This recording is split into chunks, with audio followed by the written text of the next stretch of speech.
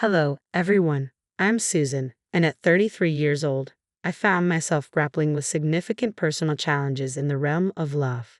After the disappointing end of my first marriage, I made a promise to protect my emotional well-being and steer clear of toxic relationships. Embracing a journey of self-healing and personal growth, I was determined to create a fulfilling partnership that would nourish my spirit. When I met my second husband, he seemed like the perfect match I had always envisioned. We shared a deep connection, and I truly believe we were meant to be together. However, as our relationship deepened, I encountered an unexpected hurdle: my mother-in-law, Carolyn. Her presence became a constant test of my resilience and strength. From the beginning, Carolyn tried to insert herself into our lives. She scrutinized my every move, critiqued my choices, and even attempted to dictate our decisions as a couple. But I stood firm. Having invested so much in my happiness, I refused to let anyone, even a mother-in-law, disrupt the peace I had fought so hard to create. Drawing from my journey of self-discovery, I confronted Carolyn directly, making it clear that her interference was unwelcome. My resolve was met with resistance. Carolyn was a formidable opponent, challenging my boundaries at every turn. Her persistent overreach, including inappropriate comments about joining us on our honeymoon, highlighted her lack of respect for our independence. Determined to uphold the boundaries I had established, I knew it was time to teach Carolyn a lesson about respecting limits. This was essential for her to understand the consequences of her actions. Carolyn's behavior was more than a personal annoyance. It threatened the stability of my marriage, and I was prepared to protect it at all costs. As I navigated these new challenges, I found myself grappling with her overbearing nature. Carolyn had a peculiar way of showing her affection, often overshadowing our moments with her excessive involvement. During family gatherings, which were typically relaxed backyard barbecues, she would often joke about joining us on our honeymoon to capture beautiful moments, or teasingly suggest she might take my place next to Stephen. At first, I dismissed these comments as harmless fun, laughing them off like everyone else. However, her relentless jokes hinted at something deeper. Was she truly joking? The idea seemed absurd. What kind of mother-in-law would genuinely consider intruding on her son's honeymoon? But as time passed, I began to realize that Carolyn might be more serious than I initially thought. This realization hit me hard on my wedding day as I prepared in the dressing room, excitement coursing through me for the life ahead with Stephen. The room buzzed with joy and anticipation when suddenly the door swung open and Carolyn's imposing figure appeared, casting a shadow over the festivities. I turned to face her, trying to keep my smile intact despite the unease growing within me. Without hesitation, Carolyn launched into conversation. "Susan, I need to talk to you," she began, her gaze intense. "Are you truly happy?" Her question caught me off guard. Of course, I was happy, overjoyed, in fact. Stephen was the love of my life, and our wedding was a celebration of our mutual affection and commitment. "I couldn't be happier," I replied, my voice brimming with sincerity.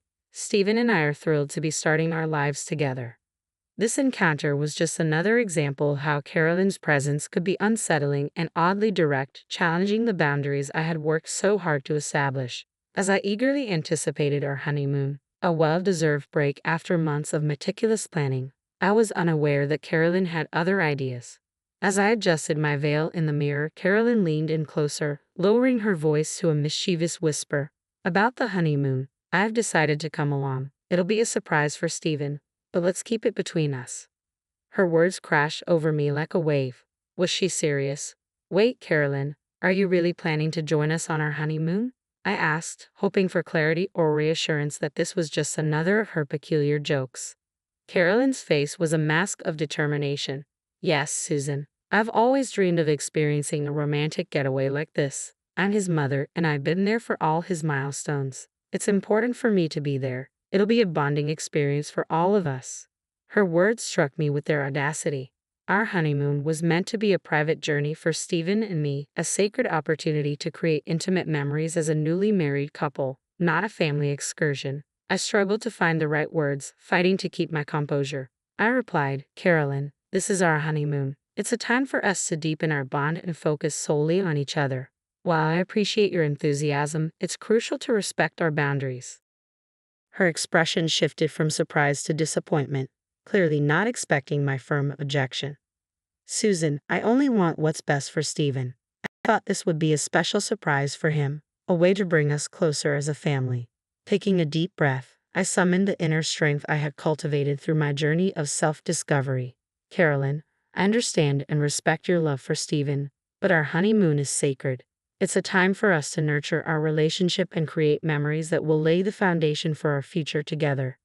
Stating my ground was essential, not just for our honeymoon, but for establishing a tone of respect and independence in our marriage. I hoped Carolyn would accept our wishes, but the tension thickened in the air as she processed that her plans had been thwarted. It was a defining moment, a test of our new dynamic, and in that instant, I felt empowered, having taken a crucial step in safeguarding my marriage and establishing a foundation of love and respect. You might think that would be the end of the story, right? Unfortunately, my friends, it didn't stop there. As the day of our departure approached, excitement and nervousness fluttered in my heart. Stephen and I were on the verge of embarking on our eagerly awaited honeymoon, a chance to relax and revel in our newlywed bliss. However, a looming storm threatened to overshadow our joy. It was the morning we were set to leave when Carolyn's name appeared on my phone.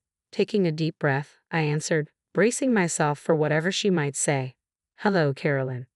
Dear, I've decided to join you and Stephen on your honeymoon. Isn't that thrilling?" Her voice chirped through the phone, sending a wave of frustration over me. Hadn't we already settled this? My voice tightened with exasperation as I responded, "Carolyn, we've been through this. This honeymoon is a special time for Stephen and me. We need space to strengthen our relationship as a married couple." Her reply was casual, almost dismissive of my concerns. "Yes, dear, but I've made up my mind. I'm coming along. It'll be a grand adventure for all of us. You'll see." With my patience thinning, I asserted more firmly, "Carolyn, this isn't up for negotiation. Stephen and I planned this trip as a private getaway. You need to respect that boundary." A tense silence followed, punctuated only by the distant hum of anticipation. I sensed Carolyn's frustration mounting, but I stood firm in my refusal. "Don't be so dramatic, Susan. Now tell me, you two are going to Switzerland, right? I've already booked my ticket. I know it was last minute, so I won't be on the same flight, but I'll meet you there." Her words echoed in my mind, but they also presented an opportunity, a chance to steer Carolyn's plans away to reclaim our honeymoon as the sacred space it was meant to be for Stephen and me. I believed that everyone could learn and change, but sometimes it took a bold move to spark that transformation. I was ready to make the move that would ensure our honeymoon remained ours alone. I had already made it clear to Carolyn that I wasn't interested in engaging in a tiresome back and forth with my in-laws. I needed to maintain the peace, so when faced with her unwavering determination to join us, I decided to take a creative approach to protect our private time. Keeping my cool and masking my frustration, I responded with a quick bit of thinking. "Actually, Carolyn, there seems to be a misunderstanding. We're headed to New Zealand, not Switzerland." Her reaction was immediate, a gasp escaping her as she processed the sudden twist. "Oh my, I must have misunderstood. Yes, I'll need to change my flight right away. Thank you for letting me know, Susan." "Absolutely. Change that flight to Auckland, New Zealand," I replied, adding a subtle nudge. "And yes, last-minute changes can be pricey, but I know you'd do anything for Stephen." Little did she know, Stephen and I were actually bound for Switzerland. I felt no remorse for the deception. It was a necessary act to preserve our much-needed privacy. Carolyn hurried off to adjust her travel plans, and as I ended the call, a slight smile spread across my face. For now, our honeymoon was safe from any unwanted interference. With each passing minute, my sense of relief grew. Stephen and I were free to start our journey without the looming presence of Carolyn's meddling. It was a small victory, but a significant one, proving my resolve to protect what was sacred to us. As our plane descended into Switzerland, the excitement between us was palpable. The breathtaking landscapes, historic architecture, and vibrant culture awaited us. Stepping off the plane, Stephen exclaimed in awe, "Susan, look at this view. Can you believe we're actually in Switzerland? It's even more beautiful than I imagined." "I know, Stephen. It feels like we've stepped right into a fairy tale." "I can't wait to explore everything," I replied, equally enchanted by the setting. We arrived at our charming hotel in the heart of Geneva, immediately taken by its elegant decor and cozy ambience. The city buzzed with history, art, and music, and we were eager to dive into this cultural feast. "This hotel is incredible, Susan." "Great choice," Stephen remarked, appreciating the atmosphere that promised to make our honeymoon memorable. Indeed, we're here to immerse ourselves in the beauty of Geneva, celebrating our new life together in a place as magical as our dreams.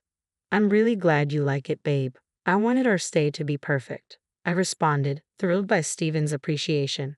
As soon as we arrived, our excitement overcame our weariness. Hand in hand, we walked through the enchanting streets of Geneva, soaking in the grandeur of the Palais des Nations and savoring delicious confections from the charming local cafes. Stephen, can you believe the beauty of this place? The Alps are breathtaking, I exclaimed, my heart full of joy. I'm blown away, Susan. This is a dream come true. Thank you for planning such an amazing honeymoon, Stephen exclaimed, his eyes shining with happiness. Exhausted but fulfilled, we returned to our hotel, deciding to rest before continuing our adventure. As Stephen headed for the shower, my phone rang. It was Carolyn. Hey Carolyn, that's great. I hope you have a safe flight, I said, trying to keep my tone upbeat. Oh my gosh, I can hardly contain my excitement. I can't believe you're actually joining us in Auckland. We're going to have the most incredible time together at the Oceanfront Hotel. You won't believe the breathtaking views of the harbor. Carolyn gushed. I maintained my facade with enthusiasm. Oh dear Carolyn, I'm equally thrilled to embark on this adventure with you. I'm so glad you finally came to your senses and saw the beauty in me tagging along on your honeymoon. I knew you'd be understanding, Carolyn replied, her voice brimming with satisfaction. I rolled my eyes but kept up the act. Absolutely, Carolyn, you're so right. The flight may be a bit tiresome, but trust me, Auckland will captivate your heart with its vibrant cityscape, the iconic opera house, and stunning beaches. You'll be in awe. Oh, that sounds marvelous. I simply can't wait to experience it all. Susan, I hope Stephen is ready for some quality mother-son bonding time. This trip will give us a chance to connect on a deeper level, she continued, blissfully unaware of the mix-up. Carolyn, when Stephen sees you, be over the moon. It's going to be an unforgettable journey filled with laughter, exploration, and beautiful memories, I assured her, masking my true feelings about the situation. That warms my heart, Susan. I'm eager to create lasting memories with both of you. Rest assured, once I land in Auckland, I'll reach out to you immediately. That will be our signal to commence this grand adventure, Carolyn concluded. Perfect, Carolyn. The moment you touch down, give me a call and we'll coordinate our plans, I said, ending the call with a sense of relief, knowing our actual destination remained just between Stephen and me. As I hung up, a playful twinge of mischief washed over me. The thought of Carolyn discovering we were actually in Switzerland, not New Zealand, sparked gleeful anticipation within me. I hope this mix-up would serve as a powerful lesson in respecting boundaries and allowing my marriage to Stephen to blossom without her overbearing involvement. The prospect of Carolyn's forthcoming surprise added an exciting layer to our Swiss adventure, heightening the joy bubbling in my spirit. It felt a bit like a game, but the desire to share an unencumbered journey with Stephen, crafting memories meant just for us, was too enticing to resist. However, as I hung up, a mix of relief and anxiety began to settle in. Stephen emerged from the shower, noticing my distracted state. What's going on? He asked, sensing the shift in my mood. My initial delight faded, replaced by a twinge of guilt about the entire escapade. I hadn't fully considered how Stephen might feel about the deceptive tactic I employed against his mother. The last thing I wanted was to sow seeds of deceit at the start of our new life together. Taking a deep breath, I decided it was time to come clean. Stephen, I have to confess something, I began, the words heavy on my tongue. Is everything okay? He asked, concern etching his brow. Not exactly, I admitted. You know how Carolyn always joked about tagging along on our honeymoon? Well, she was serious. She intended to join us. His expression shifted from worry to disbelief. What the hell? I told her that was out of the question because this time is meant for just us. I know, I said, my voice faltering, but she wouldn't take no for an answer, so I mistled her about our destination. Instead of arguing, I told her we were going to Auckland, hoping it would keep her from intruding on our privacy. I recounted the whole story, apologizing at every turn. I didn't want Stephen to think I was manipulative or cruel. I simply wanted to safeguard our time together from his mother's overbearing ways. He was silent for a moment after I finished, leaving me anxious about his reaction. Then, to my surprise, he burst into laughter, his genuine amusement filling the room and easing my tension. You sly fox, Susan. I can't believe you did that. Honestly, it's a relief. My mom's interference has always been exhausting. Now we can truly enjoy our time together. Wait, so you're not mad? I asked, surprised yet relieved. I'm not thrilled about sending her to a foreign country, he chuckled, but I find the whole situation hilarious. I'm just picturing her face when she realizes the mix-up. We both laughed together, feeling a renewed sense of unity. With the weight of the situation lightened, we immersed ourselves in the beauty of Switzerland, exploring its rich history, breathtaking landscapes, and vibrant culture. Each moment deepened our bond and created cherished memories. Meanwhile, Carolyn remained blissfully unaware that her son found the situation amusing and was in on the ruse. Exhausted from her flight, she called us, expecting us to pick her up from the airport. Hey, Carolyn, Stephen and I are together right now. There's something you need to know. We're not in New Zealand. We're actually in Switzerland, I said, putting the phone on speaker. But you said Auckland, the oceanfront hotel. Carolyn stammered, confusion evident in her voice. Yeah, that was all a trick, Carolyn. Sorry about that, but you really needed to learn, I explained firmly. A trick for what? What did I do? She exclaimed, disbelief rising in her tone.